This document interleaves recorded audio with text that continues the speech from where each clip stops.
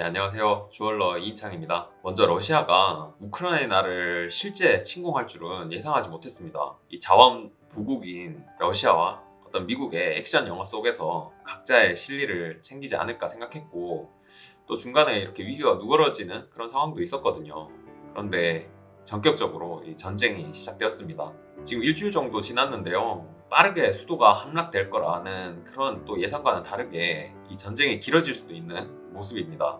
그래서 우리 주얼리 산업에 어떤 영향을 미치게 될까 제가 보다 보니까 이 러시아와 주얼리의 이 상관관계가 상당히 높다는 걸 알 수 있었습니다. 이 전쟁과 서방 국가들의 이 러시아 제재 그리고 이 주얼리 공급망 측면에서 과연 어떤 영향이 있을지 예상해 보고자 이 영상을 준비했습니다. 그럼 시작해 보겠습니다.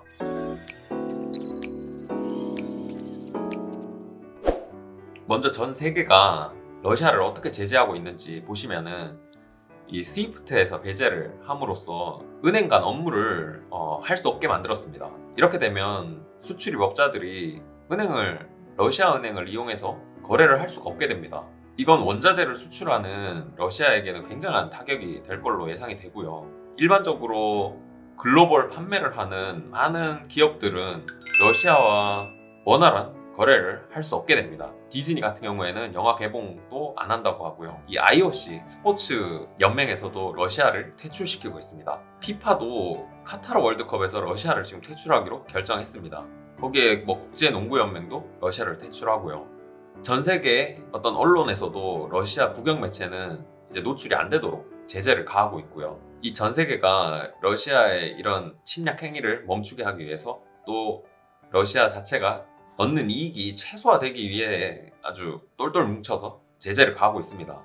애플도 아이폰을 이제 러시아에서는 판매를 중단하겠다 이런 발표도 나왔습니다. 이렇게 되면 이제 원자재의 유통, 그 다음에 상품의 유통이 러시아를 통해서 왔다 갔다 하는 게 굉장히 어려워지죠.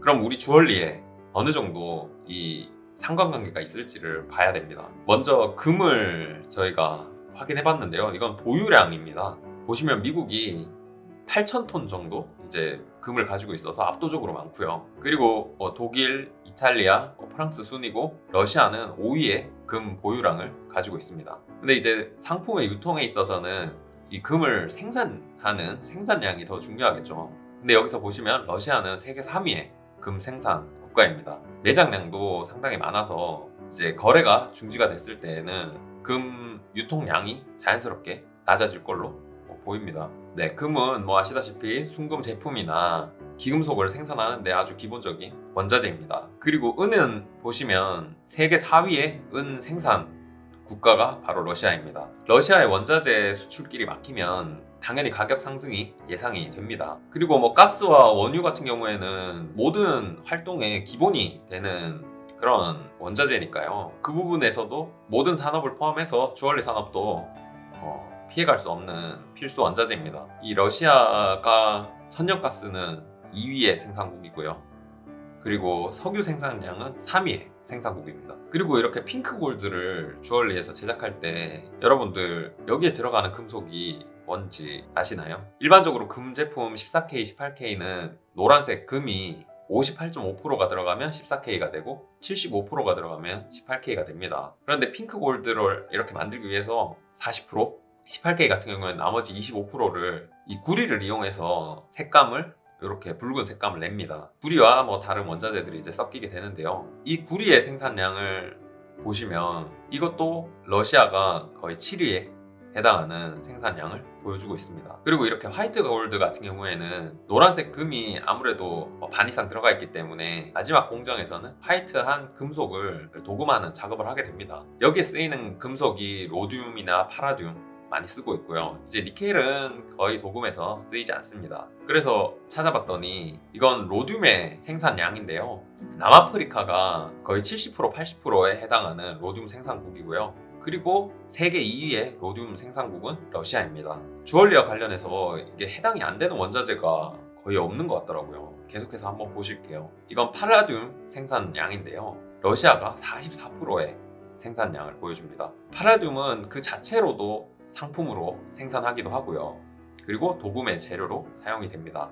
그리고 플래티늄 자체도 많이들 사용하고 있죠. 티파니나 까르띠에나 이런 명품들이 이 플래티늄 재질의 다이아몬드를 물려서 제품을 생산을 하고 있기 때문에 일반 소비자분들도 플래티늄 소재를 또 좋아하시는 분들은 웨딩링으로 많이 찾는 금속입니다. 이 플래티늄 생산량도 러시아가 전 세계 2위를 차지하고 있습니다. 그리고 다이아몬드, 전 세계 웨딩링에서 사용하는 스톤 중에 가장 많은 스톤이 당연히 다이아몬드입니다. 한국은 큐빅 시장도 상당히 큰데요. 뭐 해외에서는 큐빅보다는 거의 대부분 원석인 다이아몬드를 쓰고 있습니다. 그런데 이 다이아몬드조차도 전 세계 29%의 공급량은 러시아에서 나오고 있습니다. 이 러시아는 이 원자재 수출길이 막힌다면은 상당히 경제에 타격을 많이 입을 걸로 예상이 되고, 그리고 시장에서 전 세계 기업들은 이 대체 유통망을 찾기까지 시간도 걸릴 뿐더러 또 가격 상승까지 일어나면 인플레에 악영향을 줄 걸로 생각이 듭니다. 이렇게 보셨다시피 러시아 제재는 이 원자재 공급망에 차질을 주는 것은 분명하고요. 주얼리 시장에는 단기적으로는 당연히 악재입니다. 그런데 좀 생각해보면 장기적으로 이 원자재 가격 상승을 불러오는 거랑은 또 별개의 문제입니다. 이 대한민국은 가공무역을 하는 곳이니까 이 수입 물가가 수출 가격에 아주 크게 영향을 미칠 수밖에 없습니다. 그런데 이 원자재 시장은 생각해보면 이 원유가 50달러가 가든 70달러가 가든 100달러가 가든 생산 원가가 달라지는 건 크게 없습니다. 이 러시아 안에서 생산하는데 임금이나 운영비 그런 것들이 이제 동일하다면은 생산 원가 자체에 변동은 없다는 거죠. 그렇다면은 이 루브라가 폭락한다. 이 전 세계가 제재를 하면서 루브라가 굉장히 가치가 떨어졌거든요. 그러면 이 더 싼 달러 가격에 이 원자재들을 시장에 풀어도 이 기업들이 운영하는데 아무 문제가 없을 수 있습니다. 조금 이해가 어려우실 수 있는데 국제 시세가 100달러의 원유를 우리가 70달러에 풀어줄게. 대신 결제는 스위프트가 지금 배제가 돼 있으니까 너희들 코인이나 아니면 위안화나 다른 쪽으로 우회해서 우리에게 돈을 줘. 그러면 우리가 배럴당 70달러에 시세보다 싸게 줄게. 이게 가능하다는 거죠. 실제로 요 며칠 이 위안화 가치가 상당히 지금 상승하고 있고요. 그리고 코인 가격이 이 러시아에서 어떤 결제 수단으로 쓰려고 사들이는 건지 러시아 국민들이 사들이는 건지 아무튼 한 단계 더 금액이 많이 떴다, 이런 기사들을 봤습니다. 이렇게 되면 러시아산 원자재가 시장 가격보다 싼 가격에 나올 가능성도 있습니다. 그래서 단기간 이 공급망 문제와 그리고 유통망이 해결되는 그 과정 속에서 이 주얼리 하시는 분들의 좀 섣불리 움직이실 필요는 없을 수 있다. 네, 그 부분을 좀 말씀드리고 싶었습니다.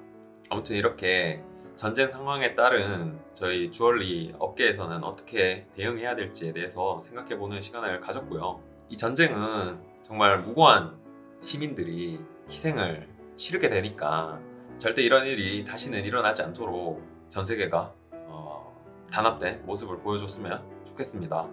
얼른 평화적 해결의 소식을 기대하면서 이 영상을 마치도록 하겠습니다.